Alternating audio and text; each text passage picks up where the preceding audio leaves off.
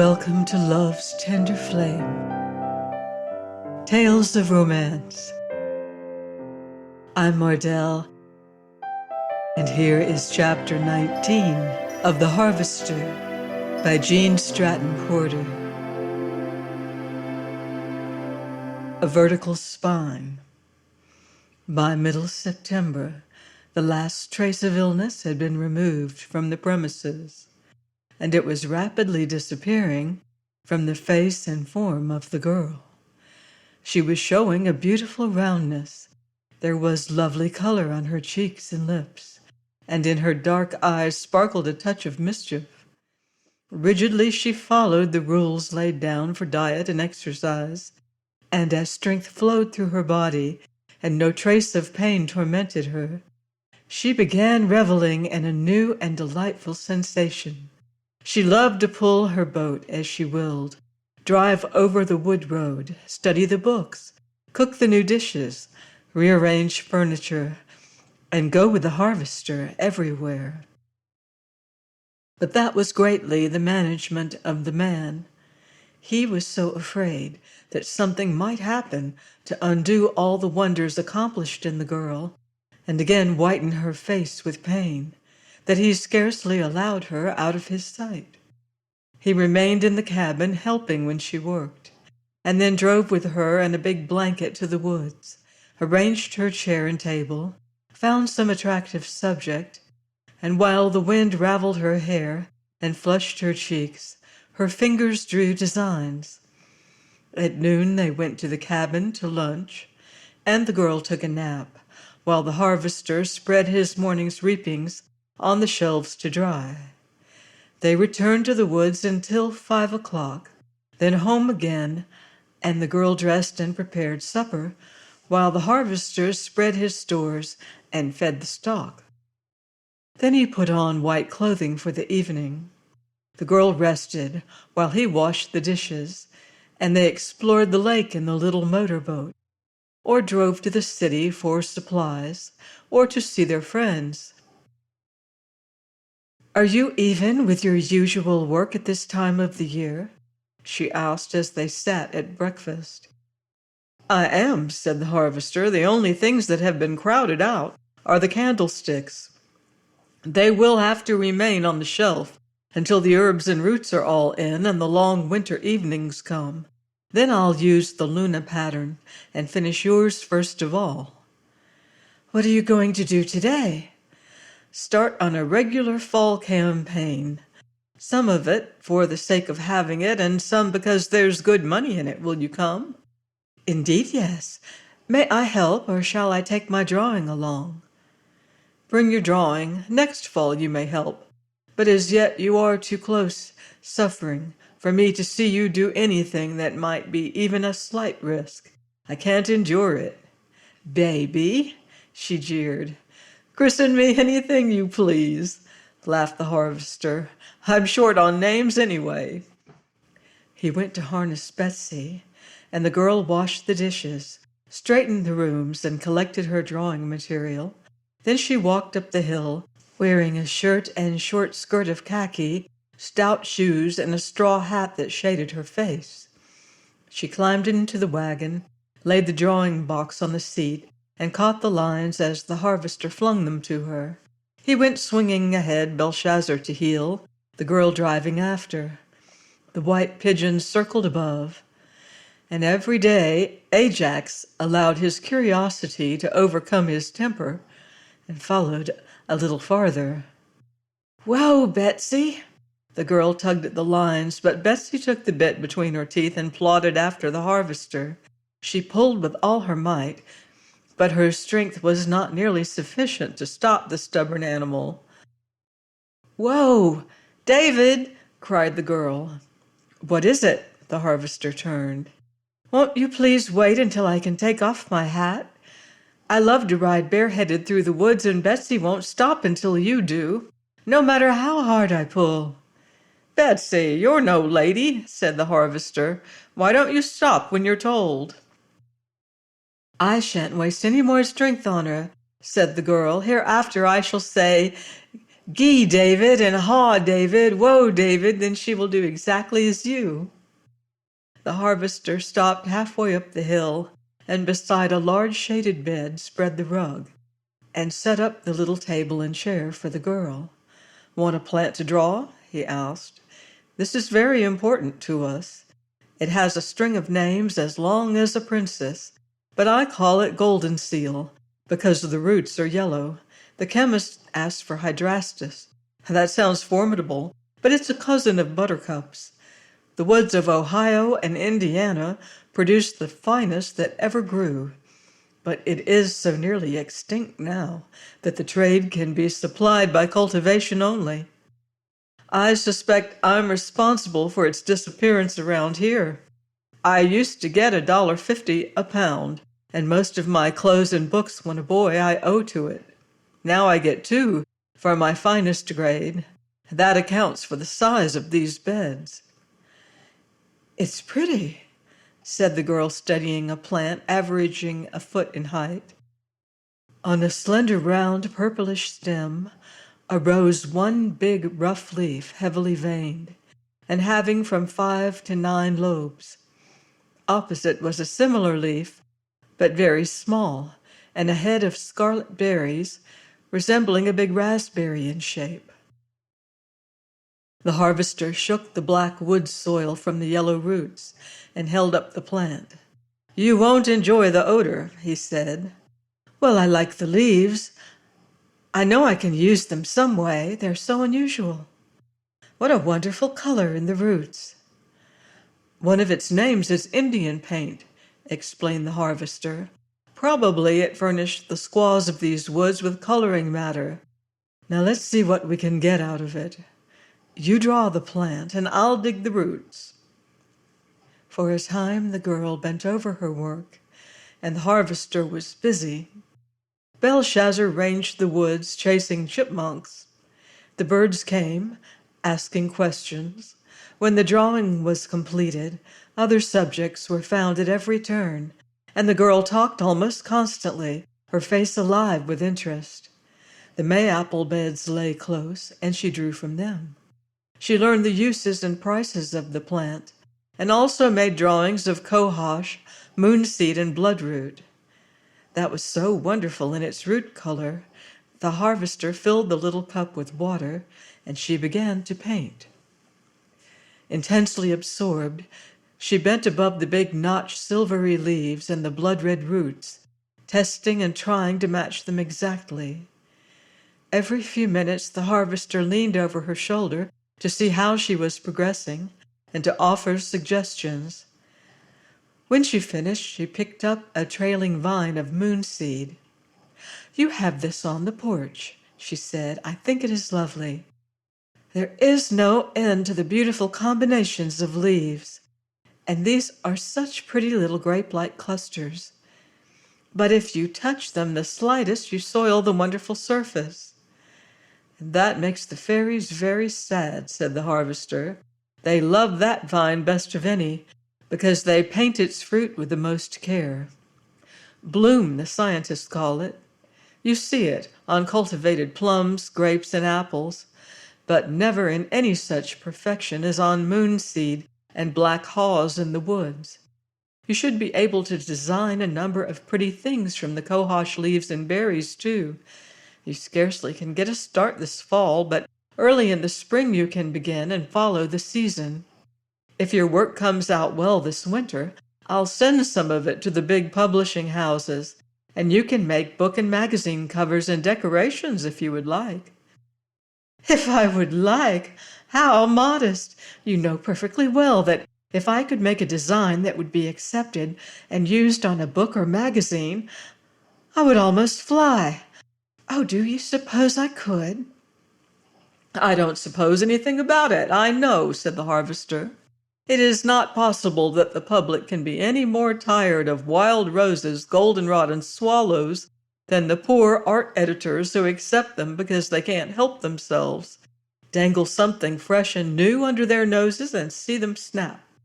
The next time I go to Onabasha, I'll get you some popular magazines, and you can compare what is being used with what you see here, and judge for yourself how glad they would be for a change. And potteries, arts and crafts shops, and wallpaper factories. They'd be crazy for the designs I could furnish them. As for money, there is more in it than the herbs if only I could draw. I can do that, said the girl. Trail the vine and give me an idea how to scale it. I'll just make studies now, and this winter I'll conventionalize them and work them into patterns. Won't that be fun?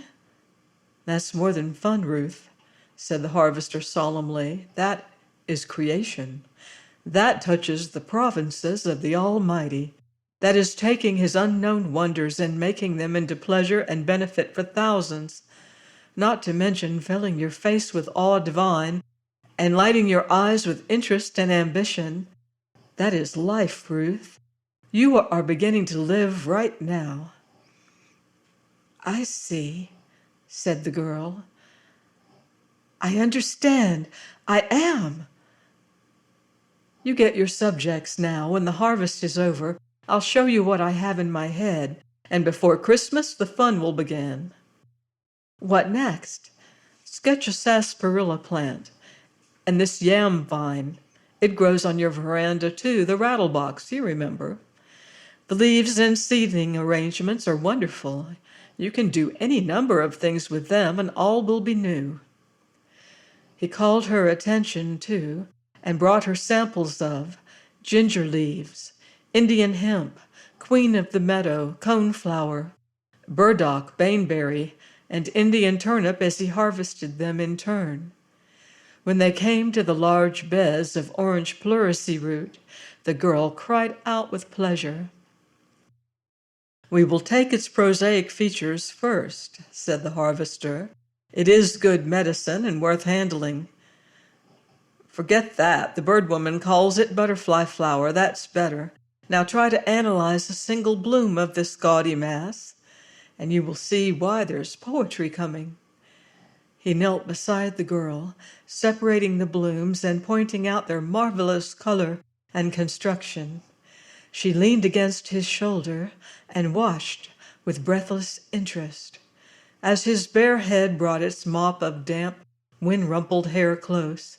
She ran her fingers through it and with her handkerchief wiped his forehead. Sometimes I almost wish you'd get sick, she said irrelevantly. In the name of common sense, why? Demanded the harvester. Oh, it must be born in the heart of a woman to want to mother something, answered the girl. I feel sometimes as if I would like to take care of you, as if you were a little fellow, David. I know why your mother fought to make you the man she desired. You must have been charming when small. I can shut my eyes and just see the boy you were, and I should have loved you as she did. How about the man I am? Inquired the harvester promptly. Any leanings toward him yet, Ruth? It's getting worser and worser every day and hour, said the girl. I don't understand it at all. I wouldn't try to live without you. I don't want you to leave my sight. Everything you do is the way I would have it. Nothing you ever say shocks or offends me. I'd love to render you any personal service. I want to take you in my arms and hug you tight 6 times a day as a reward for the kind and lovely things you do for me. A dull red flamed up the neck and over the face of the harvester.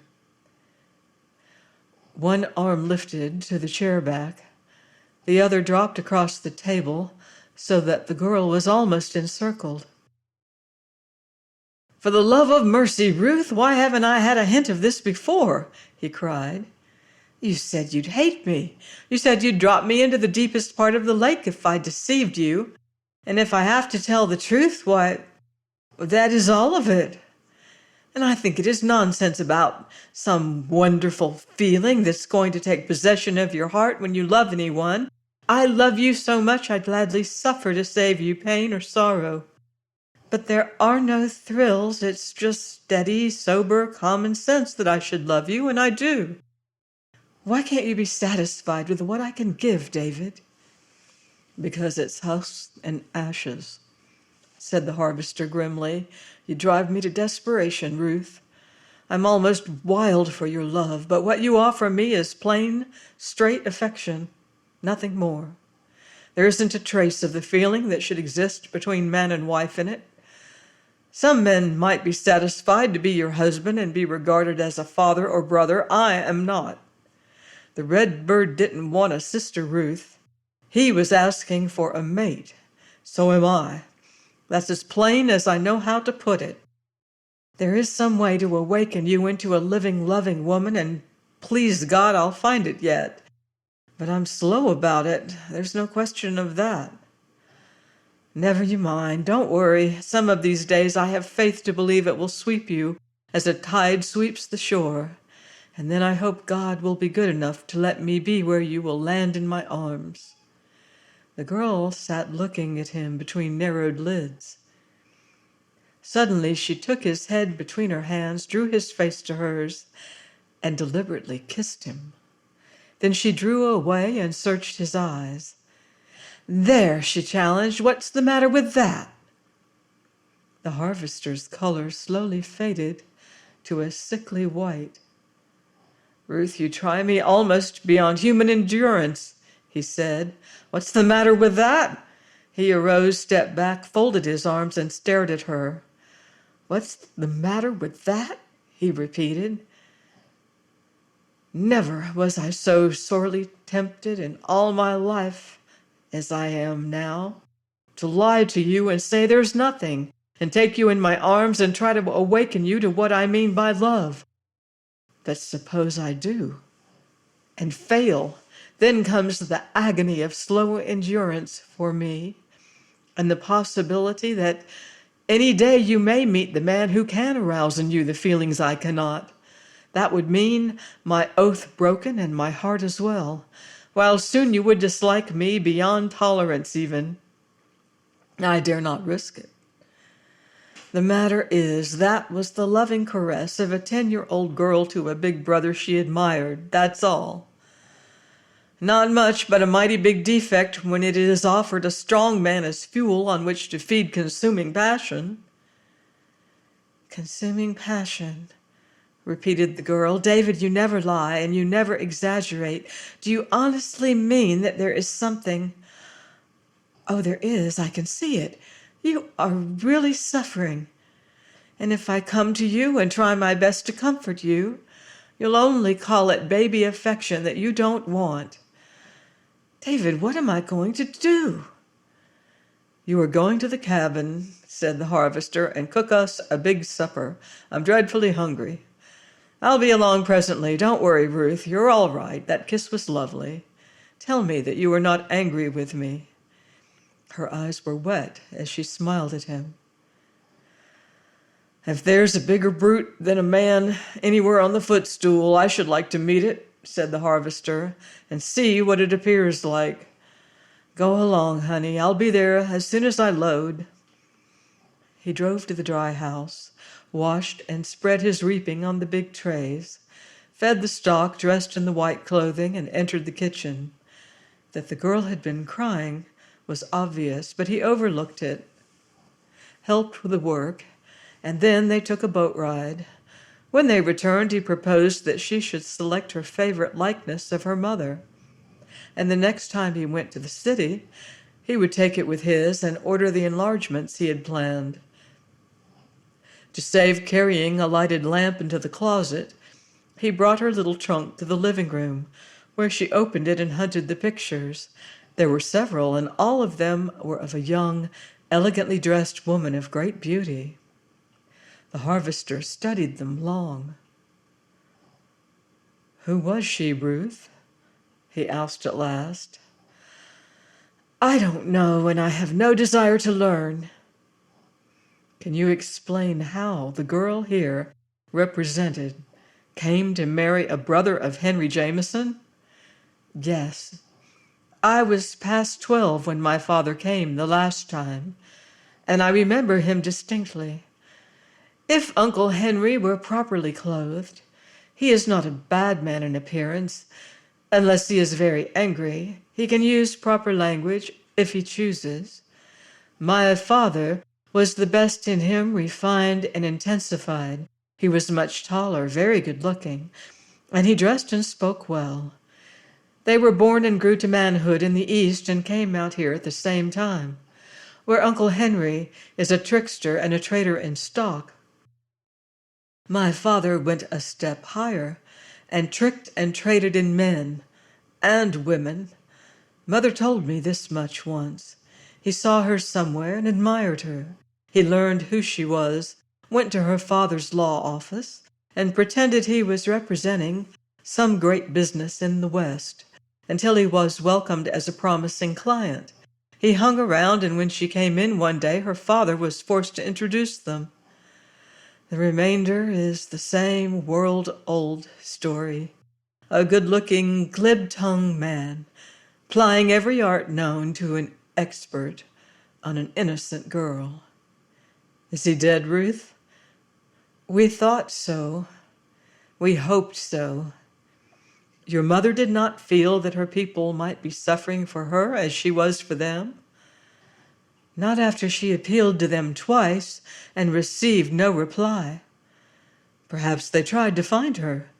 Maybe she has a father or mother who is longing for word from her now. Are you very sure you are right in not wanting to know? She never gave me a hint from which I could tell who or where they were. In so gentle a woman as my mother, that could only mean she did not want them to know of her. Neither do I. This is the photograph I prefer. Please use it. I'll put it back in the trunk in the morning when I can see better, said the harvester. The girl closed it and soon went to bed. But there was no sleep for the man. He went into the night, and for hours he paced the driveway in racking thought. Then he sat on the step and looked at Belshazzar before him. Life's growing easier every minute, Belle, said the harvester. Here's my dream girl, lovely as the most golden instant of that wonderful dream, offering me, Belle, in my present past, the lips and the love of my little sister who was never born. And I've hurt Ruth's feelings and sent her to bed with a heartache, trying to make her see that it won't do. It won't, Belle. If I can't have genuine love, I don't want anything, and I told her so as plainly as I could find words, and set her to crying and made her unhappy to end a wonderful day. But in some way she has got to learn that propinquity, tolerance, approval, affection even, is not love. I can't take the risk after all these years of waiting for the real thing. If I did and love never came, I would end. Well, I know how I would end, and that would spoil her life. I simply have got to brace up, Belle, and keep on trying.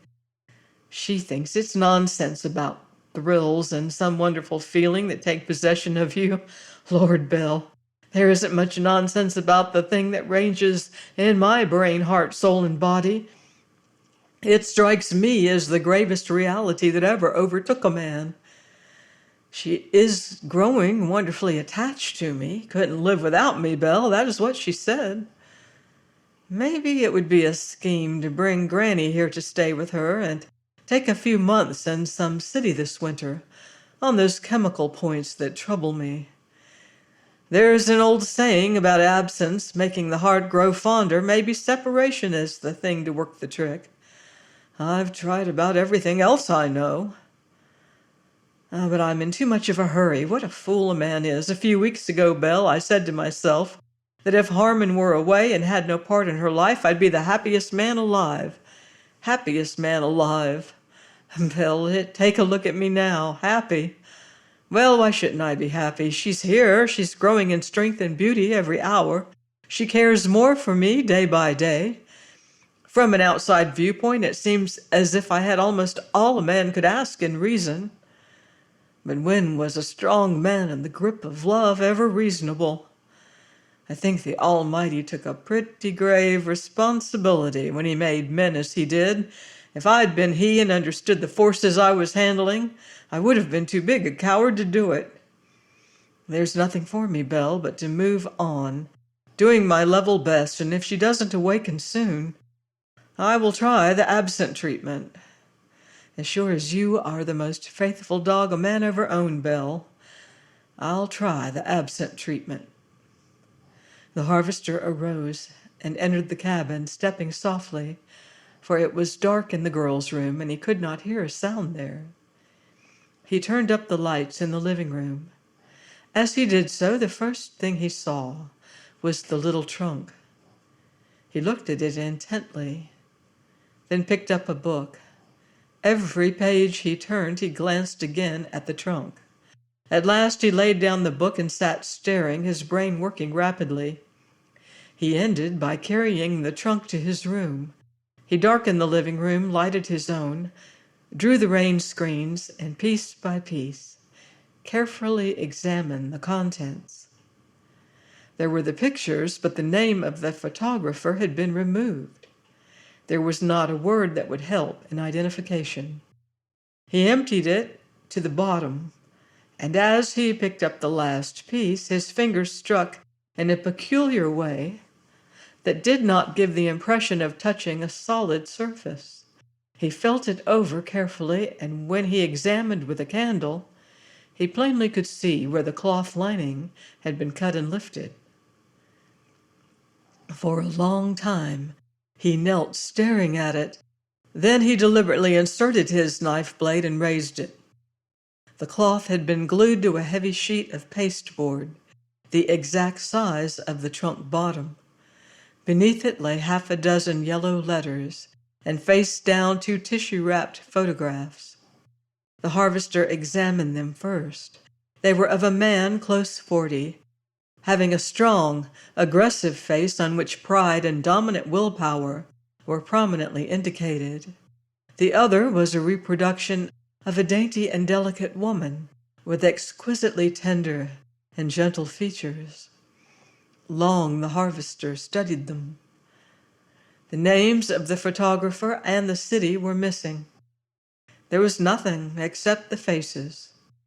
He could detect traces of the man and the poise of the girl and the carriage of her head, and suggestions of the woman and the refined sweetness of her expression. Each picture represented wealth in dress and taste in pose. Finally, he laid them together on the table, picked up one of the letters and read it. Then he read all of them.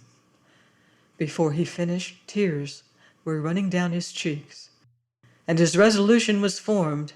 These were the appeals of an adoring mother, crazed with fear for the safety of an only child, who unfortunately had fallen under the influence of a man the mother dreaded and feared because of her knowledge of life and men of his character.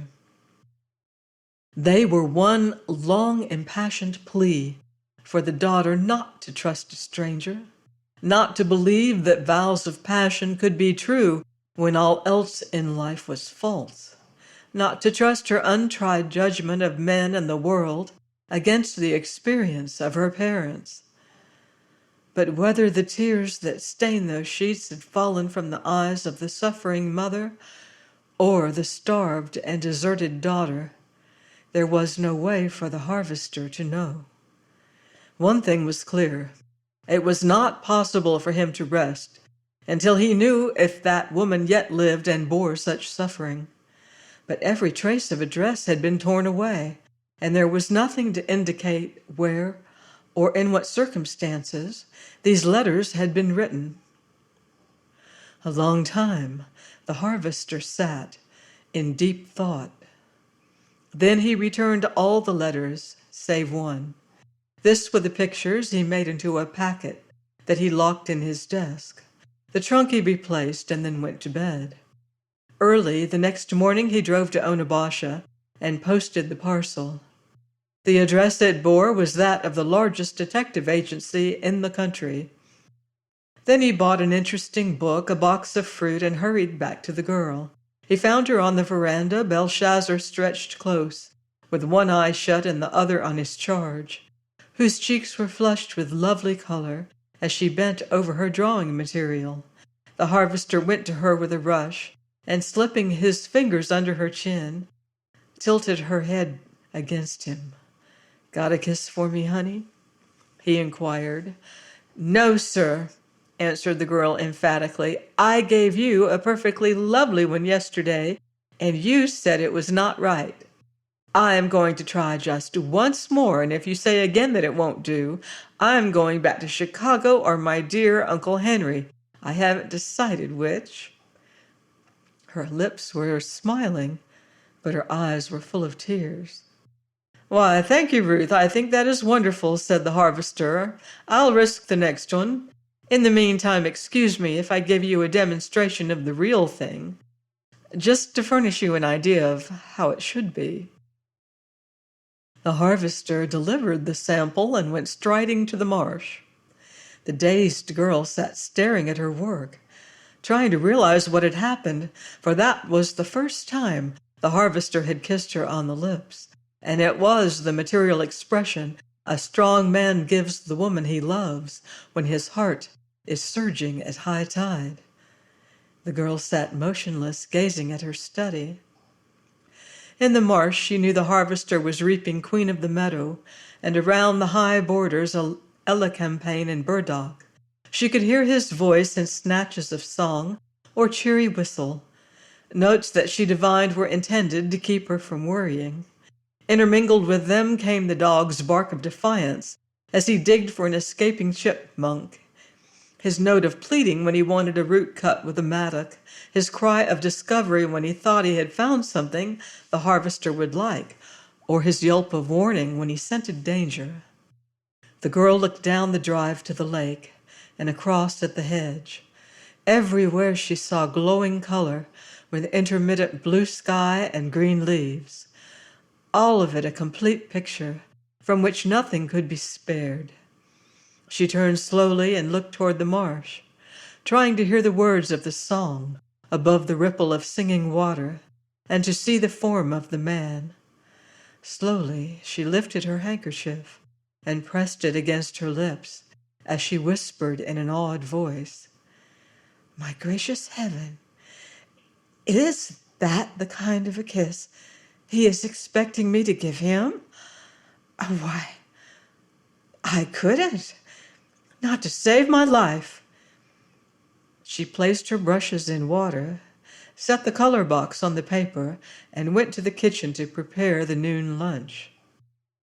As she worked, the soft color deepened in her cheeks.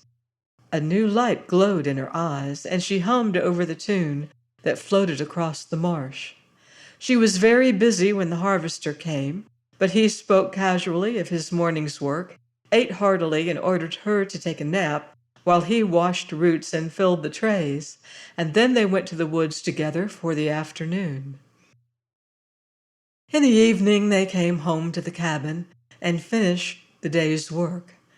As the night was chilly, the harvester heaped some bark in the living room fireplace and lay on the rug before it, while the girl sat in an easy chair and watched him as he talked.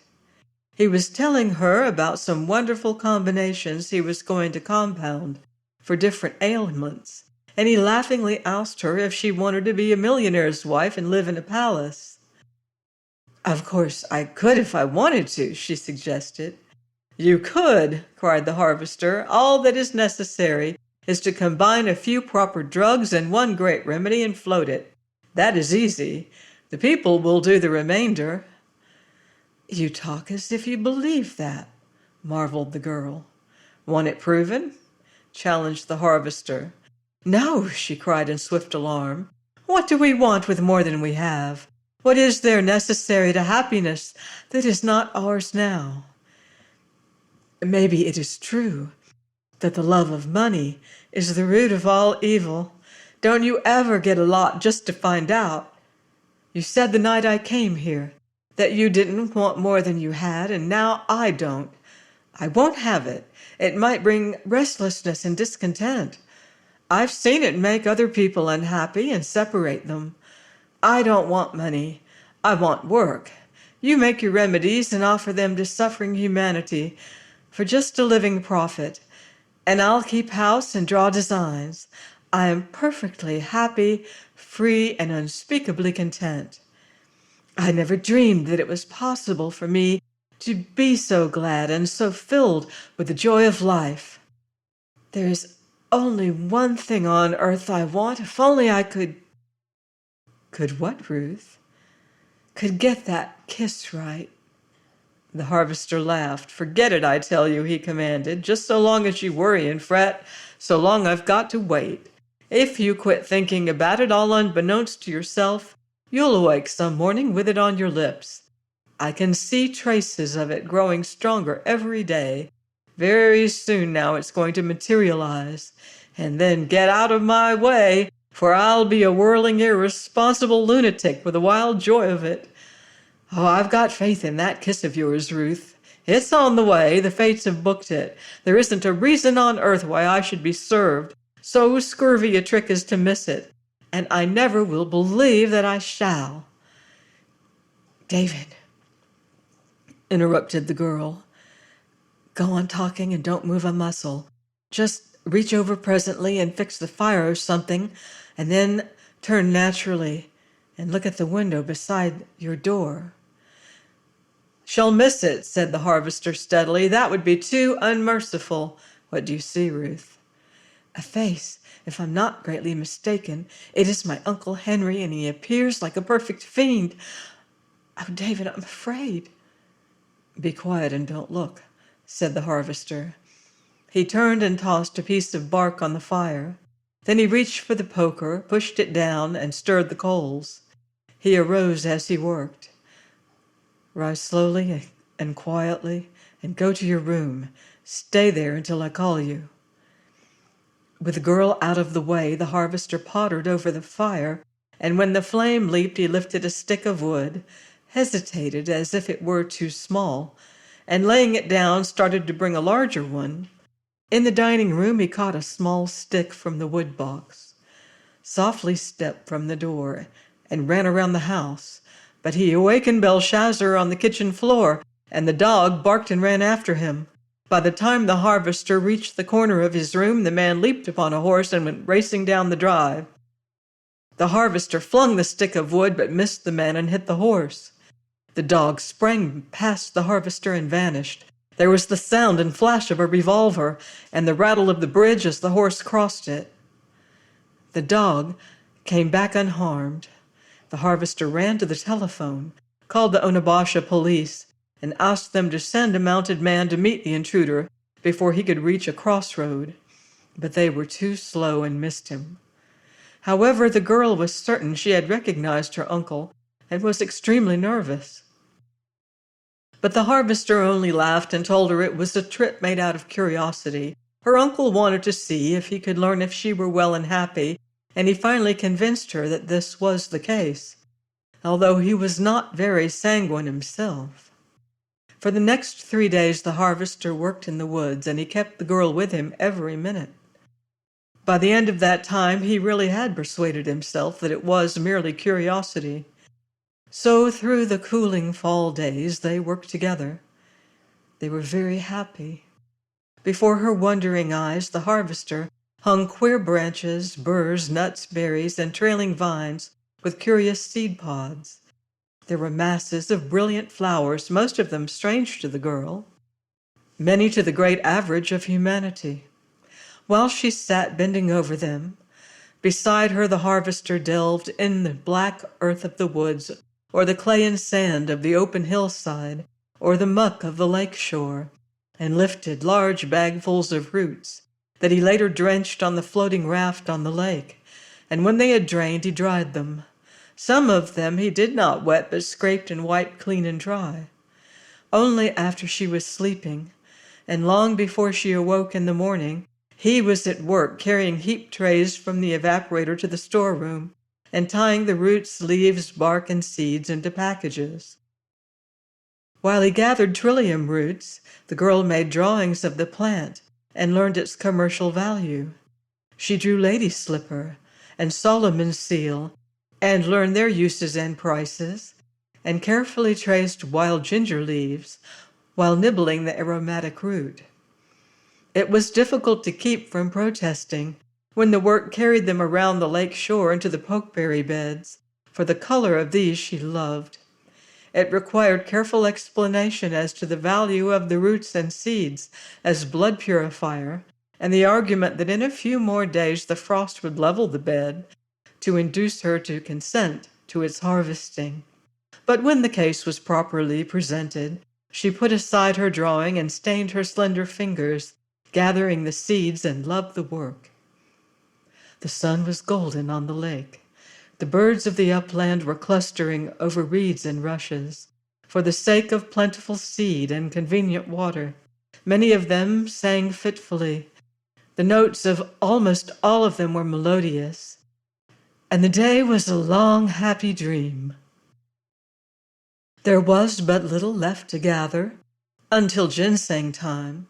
For that the harvester had engaged several boys to help him, for the task of digging the roots, washing and drying them, burying parts of the seeds, and preparing the remainder for market seemed endless for one man to attempt.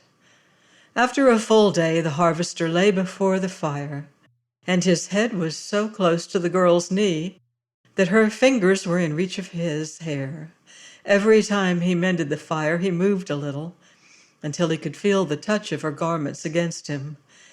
Then he began to plan for the winter, how they would store food for the long, cold days, how much fuel would be required, when they would go to the city for their winter clothing, what they would read, and how they would work together at the drawings. "I am almost too anxious to wait longer to get back to my carving," he said. "Whoever would have thought this spring that fall would come and find the birds talking of going, the caterpillars spinning winter quarters, the animals holing up, me getting ready for the cold, and your candlesticks not finished. Winter is when you really need them. Then there is solid cheer in numbers of candles and a roaring wood fire. The furnace is going to be a good thing to keep the floors in the bathroom warm, but an open fire of dry, crackling wood is the only rational source of heat in a home. You must watch for the fairy dances on the back wall, Ruth, and learn to trace goblin faces in the coals. Sometimes there is a panorama of temples and trees, and you will find exquisite color in the smoke. Dry maple makes a lovely lavender, soft and fine as a floating veil, and damp elm makes blue, and hickory red and yellow. I can almost tell which wood is burning after the bark is gone by the smoke and flame color. When the little red fire fairies come out and dance on the back wall, it is fun to figure out what they are celebrating. By the way, Ruth, I have been a lamb for days, I hope you have observed, but I would sleep a little sounder tonight if you only could give me a hint whether that kiss is coming on at all." He tipped back his head to see her face, and it was glorious in the red firelight. The big eyes never appeared so deep and dark. The tilted head struck her hand, and her fingers ran through his hair. "You said to forget it," she reminded him, "and then it would come sooner." Which same translated means that it is not here yet. Well, I didn't expect it, so I'm not disappointed. But begory, I do wish it would materialize by Christmas. I think I will work for that. Wouldn't it make a day worthwhile, though? By the way, what do you want for Christmas, Ruth? "A doll," she answered. The harvester laughed. He tipped his head again to see her face and suddenly grew quiet, for it was very serious. "I am quite in earnest," she said. "I think the big dolls in the stores are beautiful, and I never owned only a teeny little one. All my life I've wanted a big doll as badly as I ever longed for anything that was not absolutely necessary to keep me alive. In fact, a doll is essential to a happy childhood. The mother instinct is so ingrained in a girl that if she doesn't have dolls to love, even as a baby, she is deprived of a part of her natural rights. It's a pitiful thing to have been a little girl in the picture who stands outside the window and gazes with longing soul at the doll she is anxious to own and can't ever have. Harvester, I was always that little girl. I am quite in earnest. I want a big, beautiful doll more than anything else." As she talked, the girl's fingers were idly threading the harvester's hair. His head lightly touched her knee, and she shifted her position to afford him a comfortable resting place.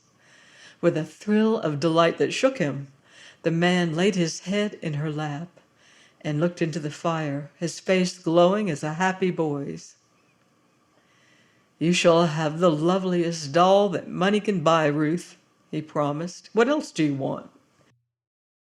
"Roasted goose, plum pudding, and all those horrible indigestible things that Christmas stories always tell about, and popcorn balls and candy, and everything I've always wanted and never had.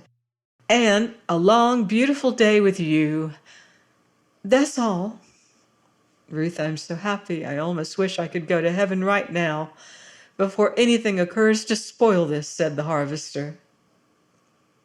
The wheels of a car rattled across the bridge. He whirled to his knees and put his arm around the girl.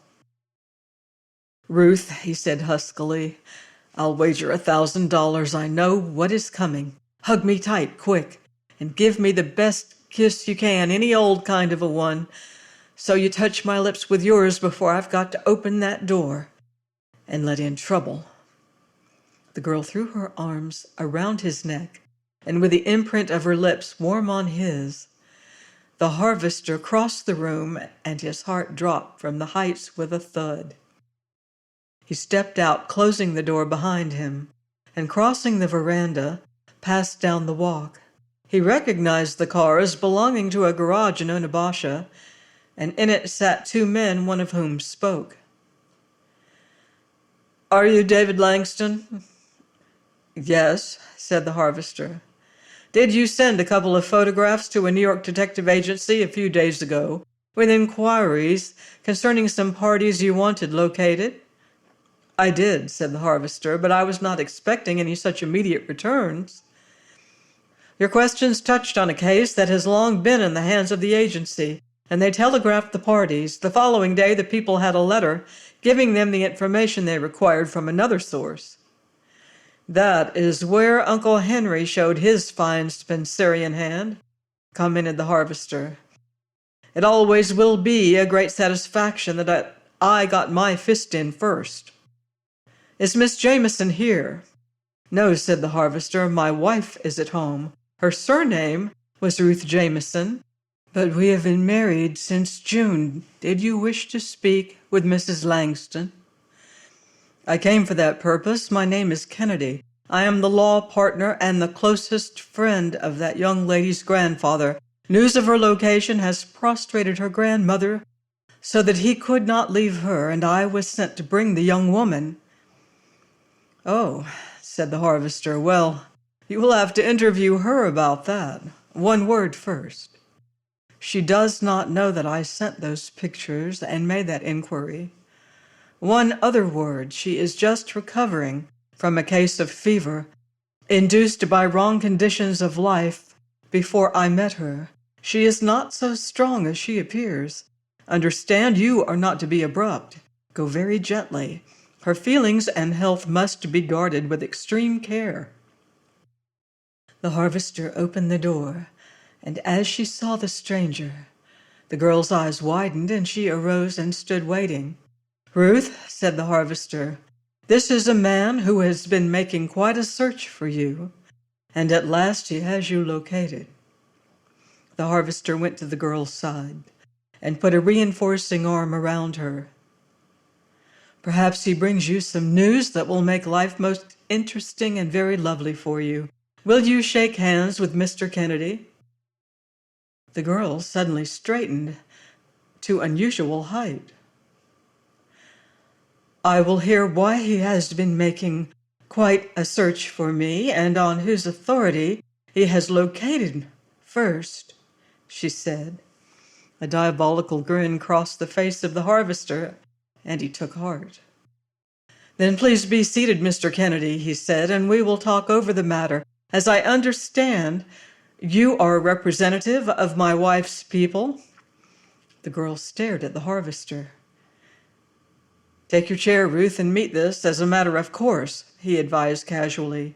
You always have known that someday it must come. You couldn't look in the face of those photographs of your mother in her youth and not realize that somewhere hearts were aching and breaking, and brains were busy in search for her. The girl stood rigid. I want it distinctly understood, she said, that I have no use on earth for my mother's people. They come too late. I absolutely refuse to see or to hold any communication with them.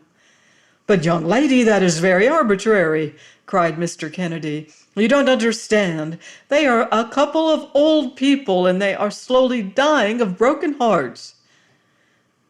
Not so badly broken, or they wouldn't die slowly, commented the girl grimly.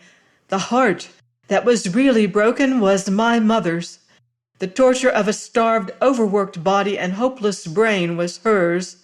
There was nothing slow about her death, for she went out with only half a life spent, and much of that in acute agony, because of their negligence. David, you often have said that this is my home. I choose to take you at your word. Will you kindly tell this man that he is not welcome in this house, and I wish him to leave it at once? The harvester stepped back, and his face grew very white. I can't, Ruth, he said gently. Why not? Because I brought him here. You brought him here? You? David, are you crazy? You? It is through me that he came. The girl caught the mantel for support. Then I stand alone again, she said. Harvester, I had thought you were on my side. I am at your feet, said the man in a broken voice. Ruth, dear, won't you let me explain? There is only one explanation. And with what you have done for me fresh in my mind, I can't put it into words. Ruth, hear me. I must, you forced me. But before you speak, understand this. Not now or through all eternity do I forgive the inexcusable neglect that drove my mother to what I witnessed and was helpless to avert. My dear, said the harvester, I had hoped the woods had done a more perfect work in your heart. Your mother is lying in state now, girl, safe from further suffering of any kind. And if I read aright, her tired face and shriveled frame were eloquent of forgiveness. Ruth, dear, if she so loved them, that her heart was broken and she died for them, think what they are suffering. Have some mercy on them. Get this very clear, David, said the girl. She died of hunger for food. Her heart was not so broken that she couldn't have lived a lifetime and got much comfort out of it if her body had not lacked sustenance. Oh, I was so happy a minute ago. David, why did you do this thing? The harvester picked up the girl, placed her in a chair, and knelt beside her with his arms around her. Because of the pain in the world, Ruth, he said simply. Your mother is sleeping sweetly, in the long sleep that knows neither anger nor resentment, and so I was forced to think of a gentle-faced little old mother, whose heart is daily one long ache, whose eyes are dim with tears, and a proud, broken old man who spends his time trying to comfort her when his life is as desolate as hers. How do you know so wonderfully much about their aches and broken hearts? Because I have seen their faces when they were happy, Ruth, and so I know what suffering would do to them. There were pictures of them and letters in the bottom of that old trunk. I searched it the other night and found them, and by what life has done to your mother and to you, I can judge what it is now bringing them. Never can you be truly happy, Ruth, until you have forgiven them and done what you can to comfort the remainder of their lives. I did it because of the pain in the world, my girl. What about my pain? The only way on earth to cure it is through forgiveness. That and that only will ease it all away and leave you happy and free for life and love. So long as you let this rancor eat in your heart, Ruth, you are not and never can be normal. You must forgive them, dear. Hear what they have to say, and give them the comfort of seeing what they can discover of her in you. Then your heart will be at rest at last, your soul free. You can take your rightful place in life, and the love you crave will awaken in your heart. Ruth, dear, you are the acme of gentleness and justice. Be just and gentle now. Give them their chance.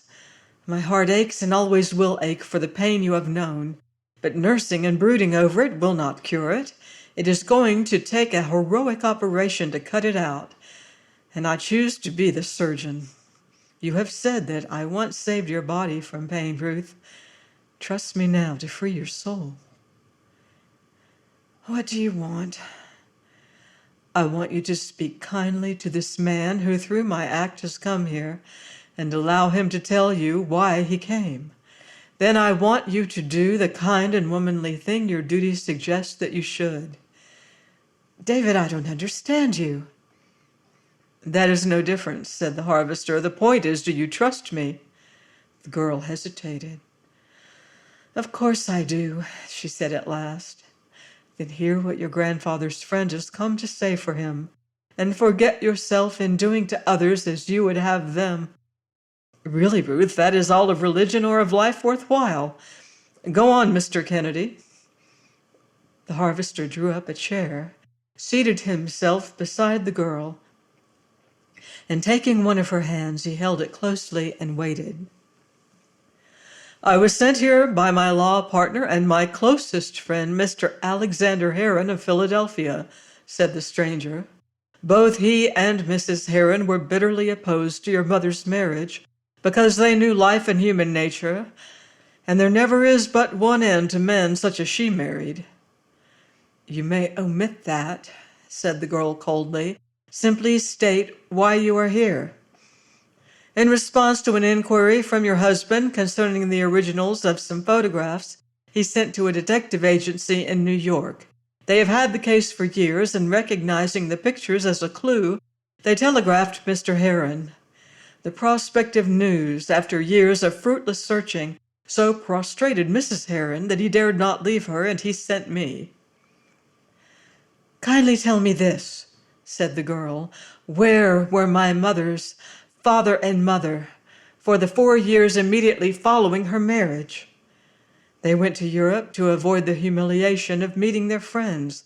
There in Italy, Mrs. Heron developed a fever, and it was several years before she could be brought home. She retired from society and has been confined to her room ever since. When they could return, a search was instituted at once for their daughter, but they never have been able to find a trace. They have hunted through every eastern city they thought might contain her, and overlooked a little insignificant place like Chicago, of course. I myself conducted a personal search there and visited the home of every Jameson in the directory, or who had mail at the office, or of whom I could get a clue of any sort. I don't suppose 2 women in a little garret room would be in the directory, and there never was any mail. Did your mother ever appeal to her parents? She did, said the girl. She admitted that she had been wrong, asked their forgiveness, and begged to go home. That was in the 2nd year of her marriage, and she was in Cleveland. Afterwards she went to Chicago. From there she wrote again. Her father and mother were in Italy fighting for the mother's life 2 years after that. It is very easy to become lost in a large city. Criminals do it every day and are never found, even with the best detectives on their trail. I am very sorry about this. My friends will be broken-hearted. At any time they would have been more than delighted to have had their daughter return. A letter on the day following the message from the agency brought news that she was dead. And now their only hope for any small happiness at the close of years of suffering lies with you. I was sent to plead with you for return with me at once and make them a visit. Of course, their home is yours. You are their only heir, and they would be very happy if you were free and would remain permanently with them. How do they know I will not be like the father they so detested. They had sufficient cause to dislike him. They have every reason to love and welcome you. They are consumed with anxiety. Will you come? No, this is for me to decide. I do not care for them or their property. Always they have failed me when my distress was unspeakable. Now there is only one thing I ask of life, more than my husband has given me, and if that lay in his power, I would have it. You may go back and tell them that I am perfectly happy. I have everything I need. They can give me nothing I want, not even their love. Perhaps some time I will go and see them for a few days, if David will go with me. Young woman, do you realize that you are issuing a death sentence? Asked the lawyer gently. It is a just one. I do not believe your husband agrees with you. I know I do not. Mrs. Heron is a tiny old lady, with a feeble spark of vitality left. And with all her strength she is clinging to life and pleading with it to give her word of her only child before she goes out unsatisfied. She knows that her daughter is gone, and now her hopes are fastened on you. If only for a few days, you certainly must go with me. I will not. The lawyer turned to the harvester. She will be ready to start with you tomorrow morning on the first train north, said the harvester. We will meet you at the station at 8. I'm afraid I forgot to tell my driver to wait. You mean your instructions were not to let the girl out of your sight, said the harvester. Very well, we have comfortable rooms. I will show you to one. Please, come this way. The harvester led the guest to the lake room and arranged for the night. Then he went to the telephone and sent a message to an address he had been furnished, asking for an immediate reply. It went to Philadelphia and contained a description of the lawyer and asked if he had been sent by Mr. Heron to escort his granddaughter to his home. When the harvester returned to the living room, the girl, white and defiant, waited before the fire. He knelt beside her and put his arms around her, but she repulsed him. So he sat on the rug and looked at her. No wonder you felt sure you knew what that was, she cried bitterly. Ruth, if you will allow me to lift the bottom of that old trunk, and if you will read any one of the half-dozen letters I read, you will forgive me and begin making preparations to go.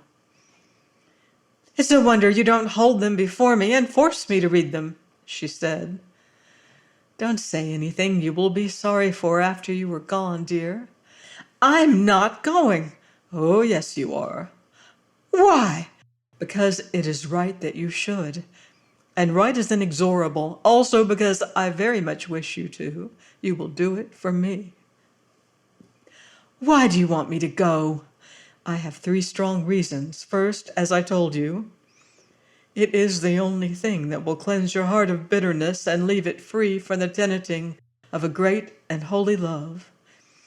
Next, I think they honestly made every effort to find your mother and are now growing old in despair you can lighten, and you owe it to them and yourself to do it. Lastly, for my sake, I've tried everything I know, Ruth, and I can't make you love me, or bring you to a realizing sense of it if you do. So before I saw that chest, I had planned to harvest my big crop and try with all my heart while I did it. And if love hadn't come then, I meant to get someone to stay with you, and I was going away to give you a free perspective for a time. I meant to plead that I needed a few weeks with a famous chemist I know to prepare me better for my work. My real motive was to leave you and let you see if absence could do anything for me in your heart. You've been very nearly the creature of my hands for months, my girl. Whatever anyone else may do, you're bound to miss me mightily. And I figured that with me away, perhaps you could solve the problem alone I seem to fail in helping you with. This is only a slight change of plans. You are going in my stead. I will harvest the ginseng and cure it, and then if you are not at home, and the loneliness grows unbearable, I will take the chemistry course until you decide when you will come, if ever. If ever? Yes, said the harvester, I'm growing accustomed to facing big propositions. I will not dodge this. The faces of the 3 of your people I have seen prove refinement. Their clothing indicates wealth. These long, lonely years mean that they will shower you with every outpouring of loving, hungry hearts. They will keep you if they can, my dear. I do not blame them. The life I propose for you is one of work, mostly for others, and the reward in great part consists of the joy and the soul of the Creator of things that help in the world. I realize that you will find wealth, luxury, and lavish love. I know that I may lose you forever, and if it is right and best for you, I hope I will. I know exactly what I'm risking, but yet I say go. I don't see how you can, and love me as you prove you do. That is a little streak of the inevitableness of nature that the forest has ground into my soul. I'd rather cut off my right hand than take yours with it in the parting that will come in the morning, but you are going and I am sending you. So long as I am shaped like a human being, it is in me to dignify the possession of a vertical spine by acting as nearly like a man as I know how. I insist that you are my wife, because it crucifies me to think otherwise. And I tell you tonight, Ruth, you are not and never have been. You are free as air. You married me without any love for me in your heart, and you pretended none. It was all my doing. If I find that I was wrong, I will free you without a thought of results to me. I am a secondary proposition. I thought then that you were alone and helpless, and before the Almighty I did the best I could. But I know now that you are entitled to the love of relatives, wealth, and high social position, no doubt.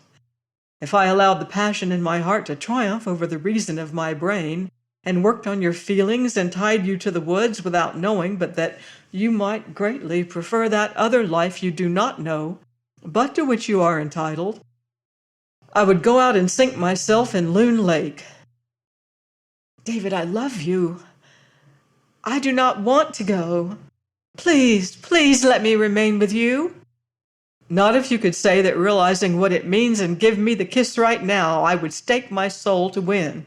Not by any bribe you can think of or any allurement you can offer. It is right that you go to those suffering old people.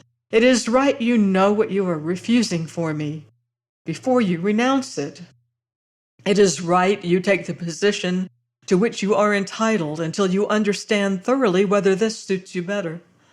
When you know that life, as well as this, the people you will meet as intimately as me, then you can decide for all time, and I can look you in the face with honest, unwavering eye. And if by any chance your heart is in the woods, and you prefer me in the cabin to what they have to offer, to all eternity, your place here is vacant, Ruth. My love is waiting for you, and if you come under those conditions, I never can have any regret. A clear conscience is worth restraining passion a few months to gain. And besides, I always have got the fact to face, that when you say I love, and when I say I love, it means 2 entirely different things. When you realize that the love of a man for a woman, and a woman for man is a thing that floods the heart, brain, soul, and body with a wonderful and all-pervading ecstasy, and if I happen to be the man who makes you realize it, then come and tell me, and we will show God and his holy angels what earth means by the heaven-inspired word radiance. David, there never will be any other man like you. The exigencies of life must develop many a finer and better. You still refuse me? You yet believe I do not love you? Not with the love I ask, my girl, but if I did not believe it was germinating in your heart, and that it would come pouring over me in a torrent some glad day, I doubt if I could allow you to go, Ruth. I'm like any other man in selfishness and in the passions of the body. Selfishness.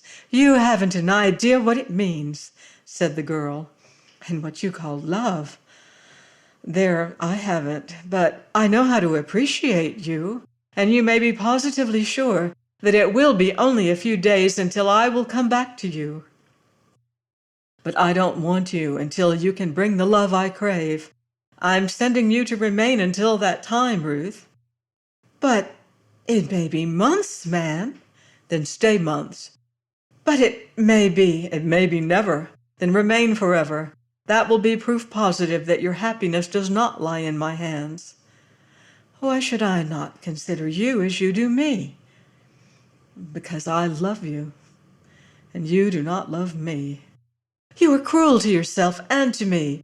You talk about the pain in the world. What about the pain in my heart right now? And if I know you in the least 1 degree more would make you cry aloud for mercy. Oh, David, are we of no consideration at all? The muscles of the harvester's face twisted an instant. This is where we lop off the small branches to grow perfect fruit later.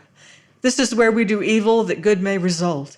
This is where we suffer tonight in order we may appreciate fully the joy of love's dawning. If I'm causing you pain, forgive me, dear heart. I would give my life to prevent it. But I am powerless. It is right. We cannot avoid doing it. If we ever would be happy. He picked up the girl and held her, crushed in his arms a long time. Then he set her inside the door and said, "Lay out what you want to take, and I will help you pack, so that you can get some sleep. We must be ready early in the morning." When the clothing to be worn was selected, the new trunk packed, and all arrangements made, the girl sat in his arms before the fire, as he had held her when she was ill. And then he sent her to bed and went to the lake shore to fight it out alone. Only God and the stars and the faithful Belshazzar saw the agony of a strong man in his extremity. Near dawn he heard the tinkle of the bell and went to receive his message and order a car for morning. Then he returned to the merciful darkness of night and paced the driveway until light came peeping over the treetops. He prepared breakfast and an hour later put the girl on the train and stood watching it until the last rift of smoke curled above the spires of the city. Join me next week on Love's Tender Flame for another romantic chapter of The Harvester by Jean Stratton Porter. Until then, love deeply and live beautifully.